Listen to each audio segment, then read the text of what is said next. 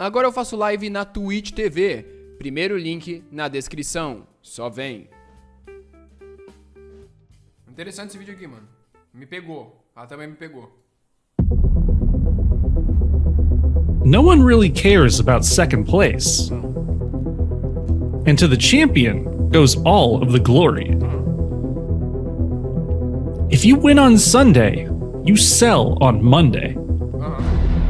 This is the mantra that entire brands have been built upon. Lotus, Ferrari, McLaren.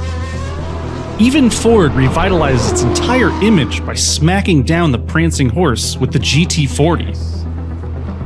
Mazda became the pride of Japan when its 787B screamed across the finish line of Le Mans. You wear Nikes because LeBron...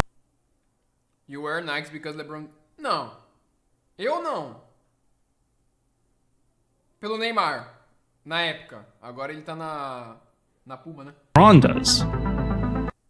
You drink Red Bull because Max Verstappen says so. Não, eu só tomo Red Bull mesmo porque tem que tomar. And in the early 90s, you bought a Skyline GTR because it didn't fucking lose. Today, the R32 GTR is a Isso é real. Isso é real. Isso é real. balanced, Isso é real. fun little sports car. Capable, understated, and full of potential. In the 1990s, it was unstoppable. In racing form, the R32 GTR obliterated anything it faced. Its performance was so dominating, so monolithic, that it sent everyone back to the drawing board. It changed the rules. The third generation GTR saved a struggling Japanese company and catapulted them into one of the most respected names in the sports car universe. All thanks to a top secret project known only as 901. Nissan created a monster. Its name was Godzilla, and this is how it was born.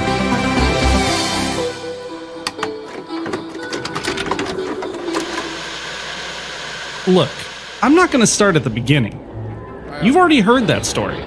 There was a war crime, there was a merger, then came the Skylines, then there were GTRs, and then there wasn't anything for a while.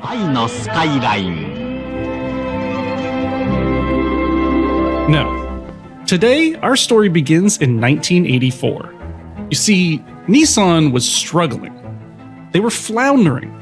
They couldn't sell cars and they couldn't win races.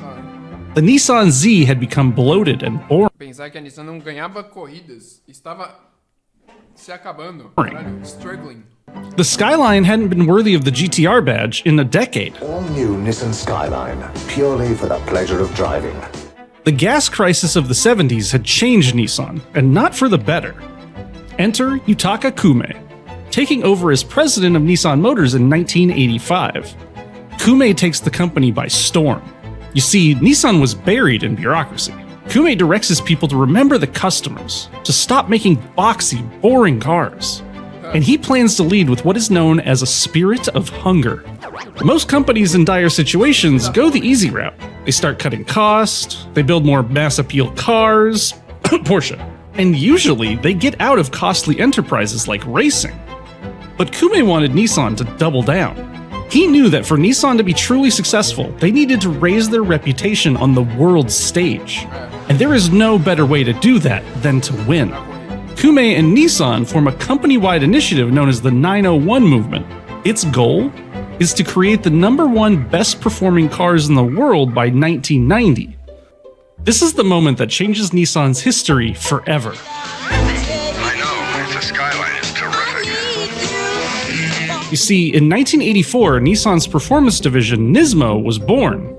And so was I. It was a pretty good year. Yasuharu Namba is given the task of leading Nissan's new performance division. He's with the C10 GTR back in the 60s. And in the 70s, they fought hard against Porsche, BMW, and Ferrari in Group 5, championing the insane super silhouette Skyline. And then, in 1985, the series was reborn with Group A.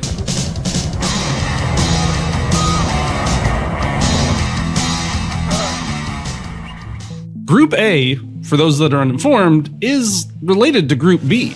You know, those wild rally racing monsters everybody loves?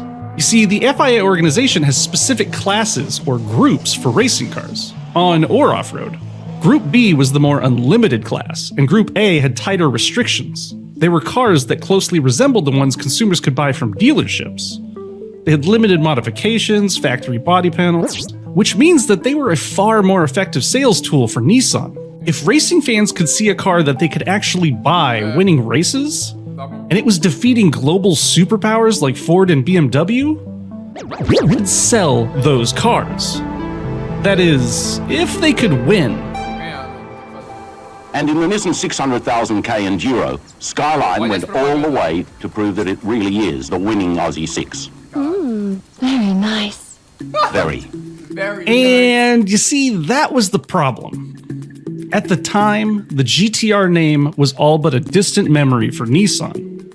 The Nissan DR30 Skyline had been successful in the Group 5 racing series, but Group A meant it had to come in largely stock form.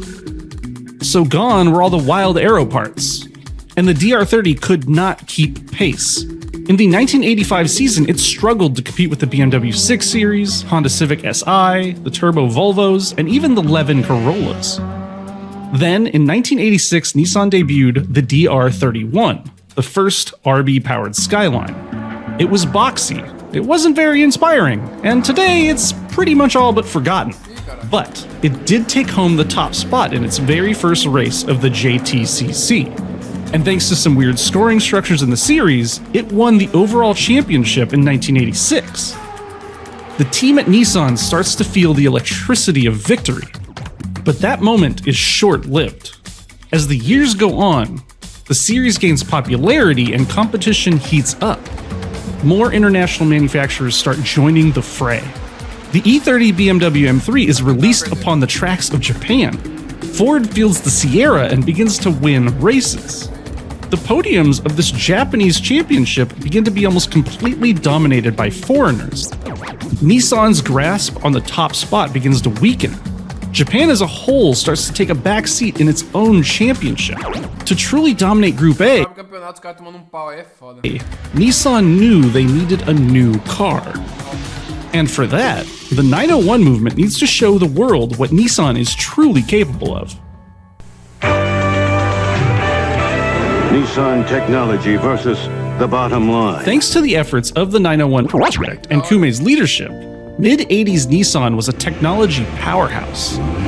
And it culminated with the reveal of the Nissan Mid-4, Nissan's ambitious take on the word supercar, a mid-engined wedge-shaped sports car that might make some fans of the NSX question if maybe Honda copied some of their homework off of Nissan in the 80s.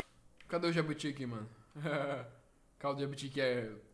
Some abre o zoninho, fecha o zoninho. Fans of the NSX question if maybe Honda copied some of their homework off of Nissan in the 80s. While it is a crime against humanity that the Mid-4 and the Mid-4 II never made it into production, as a result of its development, Nissan had a proper all-wheel drive system to implement into its new Halo car. They even had a revolutionary four-wheel steering system. Thanks to Kumei and his devotion to catapulting Nissan to the upper echelons, they had the vision they needed to not just make another Skyline, but to bring back a legend.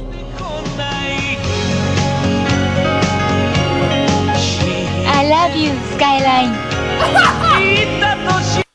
I love you, Skyline. I love you too. All of the pieces were in place. Kumei and Nissan had decided that now was the time to revive the sacred GTR badge. It had been 15 years since the silver and red letters had graced a Skyline, and with Group A as the target for the next generation Skyline from the outset, Nissan knew exactly what they needed to build. They developed the RB platform into a 2.6-liter inline-6. It was a monster of a power plant, spinning 2 turbos and outputting around 320 horsepower from the factory, and soaring to more like 600 or 800 horsepower on the racetrack. And thanks to the Group A class rules, they knew that the 2.6-liter engine was the biggest engine they could fit into their class. And weight was always in mind from the outset. Nowhere was that more apparent than in the interior. It was Spartan, it was simple, It's well designed, but sitting on those cloth seats and holding that pedestrian steering wheel, you'd never think this was a Halo car. But the R32 GTR was strictly business. You would have thought if you were designing a car to take on the Porsche 928 and the Ferrari 355, you'd make it look just a little bit more exciting than this. Its body design was simple. Aerodynamically, it was an improvement over the boxy skylines of the 80s. O que o cara falou ali, mano? Peraí, deixa eu ver esse cara de novo. Eu tô It's a Halo car. But the R32 GTR was strictly business. You would have thought if you were designing a car to take on the Porsche 928 and the Ferrari 355, you'd make it look just a little bit more exciting than this. Its body design was simple. Aerodynamically, it was an improvement over the boxy skylines of the 80s. And they had made panels out of aluminum to stay within the Group A weight target. But visually, it was still a modest car in all regards. Only a small wing and a couple of ducts let you know that this was a performance piece. But underneath that modest outward appearance, spinning beneath the muted gray carpets, laid the secret weapon that was the key to the GTR's success: the Ateza ETS system. Distributing that much power through 4 rather than 2 wheels allows the use of radical horsepower. Nissan's engineering team had been paying attention to what was going on in the world of sports cars. To them, Porsche had built the best handling cars on the market, and their 959 was the most advanced road car ever built. So they bought one and tore it to shreds. What they found underneath was the secret to its success: its all-wheel drive system. Look, all great art is stolen in some way. If you're not taking cues from the competition, you're not gonna win. So Nissan did exactly that. Employed a similar electro-hydraulic clutch to distribute power, but unlike the 959, which always sends power to the front wheels, giving it too much understeer for Nissan. Os caras pegaram o carro lá, desmontaram. É, mano. É o que ele falou aqui, não tem que fazer até hoje, né? Aqui, ó. Essa frase dele foi boa. Built. So they bought one and tore it to shreds. What they found underneath was the secret to its success: its all-wheel drive system. Look, all great art is stolen in some way. If you're É verdade, mano. Mano, essa frase é perfeita. drive system. Look, All great art is stolen in some way. É, rapaziada, mas é até hoje, até pro YouTube, mano. Tá ligado? Pra tudo. all great art is stolen in some way. If you're not taking cues from the competition, you're not gonna win. So Nissan did exactly that. They employed a similar electro-hydraulic clutch to distribute power, but unlike the 959, which always sends power to the front wheels, giving it too much understeer for Nissan's taste, the GTR's all-wheel drive system would only engage the front wheels when the rear wheels lost traction. It utilized computers and G-force sensors to deliver power exactly where and when it was needed. The result was supreme power delivery to the rear wheels, rocketing the GTR down a front straight and giving the car more oversteer, better driving behavior in turns, but delivering unparalleled grip in any situation. It was the best of both worlds. While the RB26 DETT gets all the glory today, it really was this Ateza system that made the GTR special. But not even Nissan themselves could have predicted how this combination of power, technology, and low weight would dominate. In 1990, a GTR pulled up to the start line on a racetrack in Japan. Its competitors are staring at its 4-round red. In sports, rarely are there dominant performances, and when they happen, they make history. Gretzky, Ali, Jordan. But you see, all of them suffered losses. Cadê o Pelé? R32 didn't. For years, Como que o cara não falou do Pelé? Como que o cara não falou do Pelé? Tipo assim... Ah, eu sei que é gringo, mas pô, o Pelé é muito importante, mano. História que ele fez. suffered losses. The R32 didn't. For years in Group A, in every race, the GTR crossed the finish line first, leaving the best of Ford, Honda, and Toyota in the dust. Not just taking the top spot, but typically filling the entire podium. For the 29 races in 1990 to 1993, in Group A, driving an R32 was practically cheating. The results cemented Nissan as the performance car king of Japan. It fought off the foreign adversaries that had been making a mockery of them on their home turf. It rebuilt the honor of Japanese motorsport, but it wasn't just Group A. In 1991, it took home the trophy in the Spa 24-hour race. It dominated the Bathurst 1000 in 91 and 92. It went on to champion Group N racing as well. In 1989, Best Motoring set a Nürburgring lap record of 8 minutes and 22 seconds. This was the fastest production car for sale, period. But it was the GTR's performance in Australia that finally earned it the name Godzilla.